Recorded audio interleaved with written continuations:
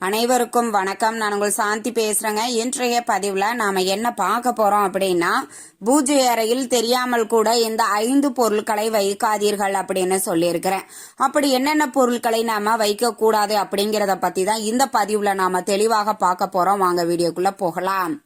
இன்றளவும் இந்த பூஜை அறையில நிறைய குழப்பங்கள் எல்லாருக்கும் இருக்குது. முதல்ல இந்த பூஜை அறையை எந்த திசையில வைக்கணும், 4 திசைகள்லயும் சுவாமி படங்களா வைக்கலாமா, எந்தெந்த சுவாமி படங்களை வைக்கணும், எப்படி வைக்கணும், எத்தனை தீபங்கள் ஏற்ற வேண்டும், இப்படின்னு நிறைய சந்தேகங்கள் இருக்குது.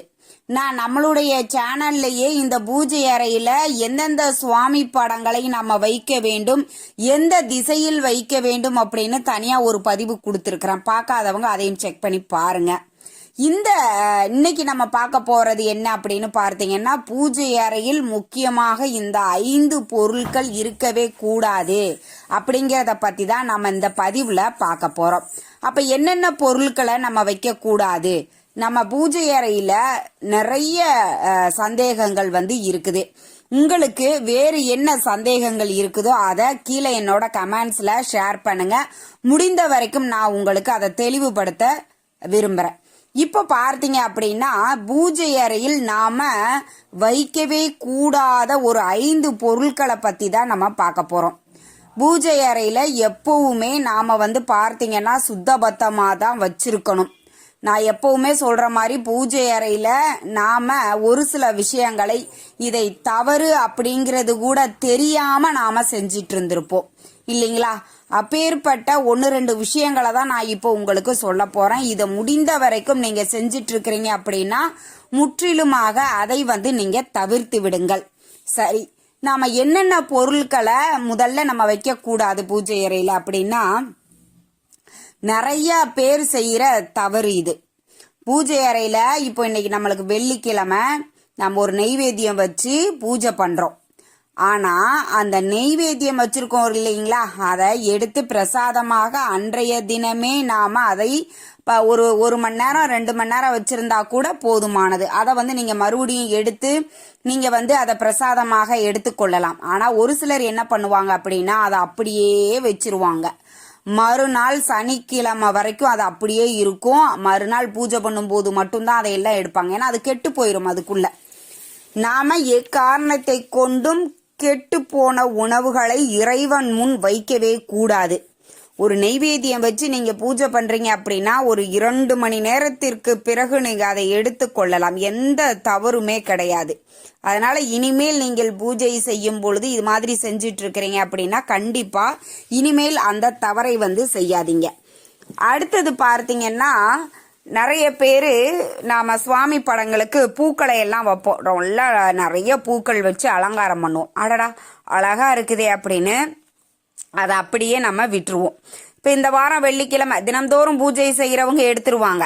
இப்போ வாரத்துல ஒரு நாள் இல்ல ஒரு 2-3 நாளைக்கு ஒருக்கா வெள்ளிக்கிழமை செவ்வாய்க்கிழமை மட்டும்தான் நாங்க பூஜை பண்ணுவோம் அப்படிங்கிறவங்க என்ன பண்ணுவாங்க, இந்த வெள்ளிக்கிழமை வைத்த மலர்கள் செவ்வாய்க்கிழமை வரைக்கும் அது அப்படியே இருக்கும்.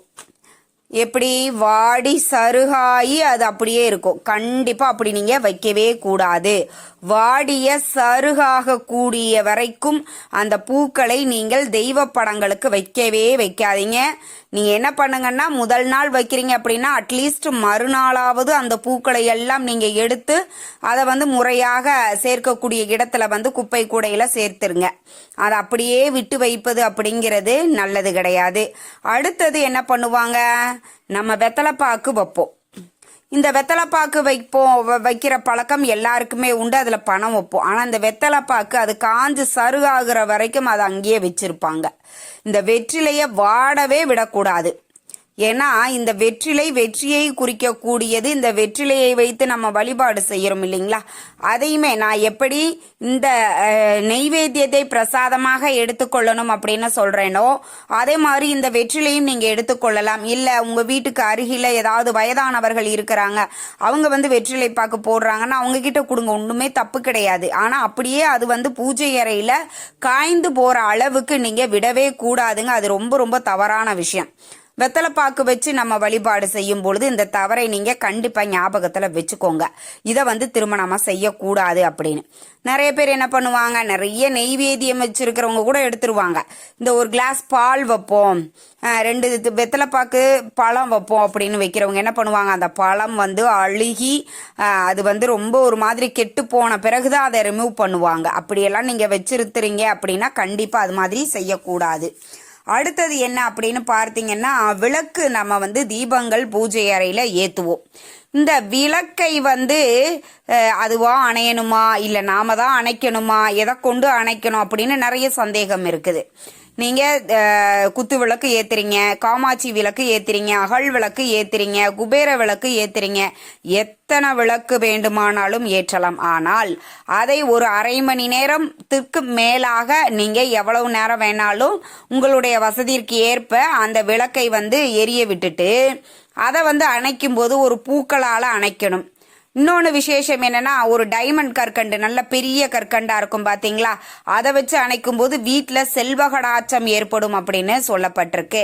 யாரு இப்ப பெரும்பாலும் தீபம் யாரு ஏத்துவாங்க, பெண்கள். அப்ப அந்த பெண்களே குளிர்விப்பது அப்படிங்கிறது ரொம்ப சிறப்பானது. அதை அப்படியே விட்டு அந்த தீபம் அந்த திரியோட எரிஞ்சு கருகி போற அளவுக்கு விட்டுருவாங்க. அப்படி விடவே கூடாது, திரி கருகக்கூடாது அப்படின்னும் சொல்லப்பட்டிருக்கு. அப்ப ஒரு அரை மணி நேரம் 1 மணி நேரம் விளக்கு எறிந்த பிறகு நீங்களே அதை குளிர்விப்பது அப்படிங்கிறது ரொம்ப ரொம்ப சிறப்பான பலன்களை உங்களுக்கு கொடுக்கும். இரண்டாவது, நம்ம பூஜை அறையில உடைந்த சுவாமி படங்களை வச்சு வழிபாடு செய்யக்கூடாது அப்படின்னு சொல்லியிருக்கேன். அதே மாதிரி நம்ம மணி வச்சிருப்போம், தீபாதரண காட்டுற அந்த தட்டு இருக்கும், ஊதுபத்தி ஸ்டாண்ட் இருக்கும். இதெல்லாம் ஒன்று கொஞ்சம் கொஞ்சம் அப்படியே உடஞ்சிருக்கும். அது இதுதான் இது ஒன்றும் ஆகாது அப்படின்னு வச்சு யூஸ் பண்ணிட்டு இருப்போம். அது மாதிரி உடைந்த பொருட்களை சுவாமிக்கு பயன்படுத்தக்கூடாது. அதை நீங்கள் நல்லா கவனத்தில் வச்சுக்கணும். சாம்பிராணி தூபம் போடுற கரண்டியில இருந்து, மணியில இருந்து, தீபாராதனை காட்டக்கூடிய தட்டு வரைக்கும் உடைந்த பொருட்கள் இல்லாமல் நல்ல இருக்கக்கூடிய பொருட்களை தான் நீங்க பயன்படுத்த வேண்டும். இதை கண்டிப்பா நீங்க எல்லாருமே ஃபாலோ பண்ணிக்கோங்க. அடுத்தது பாத்தீங்கன்னா, எந்திர வழிபாடு. நிறைய வீடுகள்ல இப்ப லட்சுமி குபேர எந்திரம், அஷ்டலட்சுமி எந்திரம், அதே மாதிரி பார்த்தீங்கன்னா எந்திர வழிபாடுன்னே தனியா செய்வாங்க. இத நிறைய பேர் என்ன பண்ணுவாங்க, இந்த வழிபாட்டை தொடர்ந்து செய்யாம ஒரே ஒரு நாள் வாங்கி எந்திரத்தை வாங்கின அன்னைக்கு பண்ணி அவங்க அதை செஞ்சிருப்பாங்க. அடுத்து அதை அப்படியே விட்டுருவாங்க. அப்படி செய்யவே கூடாது. ஒவ்வொரு எந்திரத்துக்கும் இப்ப விநாயகர் எந்திரம் வச்சிருக்கிறீங்க அப்படின்னா சங்கடகர சதுர்த்தி என்று பால் கொண்டு அபிஷேகம் செய்து அந்த எந்திர வழிபாட்டை செய்யுங்க. லட்சுமி எந்திரம் வச்சிருக்கிறீங்க அப்படின்னா வெள்ளிக்கிழமைகள்ல நீங்க செய்யணும். இதுல எதுவுமே முடியாது அப்படிங்கிறவங்க பௌர்ணமி அன்றாவது எந்த எந்திரமாக இருந்தாலும் சரி அபிஷேகம் செய்து நீங்க வழிபாடுகள் செய்ய வேண்டும். அதற்குண்டான வழிபாடை செய்தால் மட்டுமே அது பலன் அளிக்கக்கூடியதாக இருக்கும். எந்திர வழிபாடெல்லாம் எங்களுக்கு செய்ய தெரியாது அப்படிங்கிறவங்க கண்டிப்பா அதை வீட்டுல வாங்கிட்டு வச்சு நீங்க பூஜை செய்வதை தவிர்த்து விடுங்கள். கண்டினியூஸா உங்களால செய்ய முடியும் அப்படின்னா செய்யுங்க. இன்னொன்னு, பூஜை அறையில தூசி ஒட்டடை இது எதுவுமே இருக்கக்கூடாது. செவ்வாய்க்கிழமை வழிபாடு செய்யறீங்கன்னா திங்கக்கிழமை சுத்தம் பண்ணிருங்க. வெள்ளிக்கிழமை வழிபாடு செய்யறீங்க அப்படின்னா வியாழக்கிழமையே முழுவதுமாக சுத்தம் பண்ணி வழிபாடு செய்யறதற்கு தகுந்த மாதிரி நீங்க அதை ஏற்பாடு செய்து வச்சுக்கோங்க. நல்லா ரெடியா வச்சுக்கோங்க. இந்த மாதிரி பூஜை அறையில் இப்ப நான் சொல்லியிருக்கக்கூடிய இந்த 5 பொருட்களையும் சரி, 5 விஷயங்களையும் சரி தவறாமல் நீங்க கண்டினியூஸா நீங்க ஃபாலோ பண்ணிட்டு வாங்க.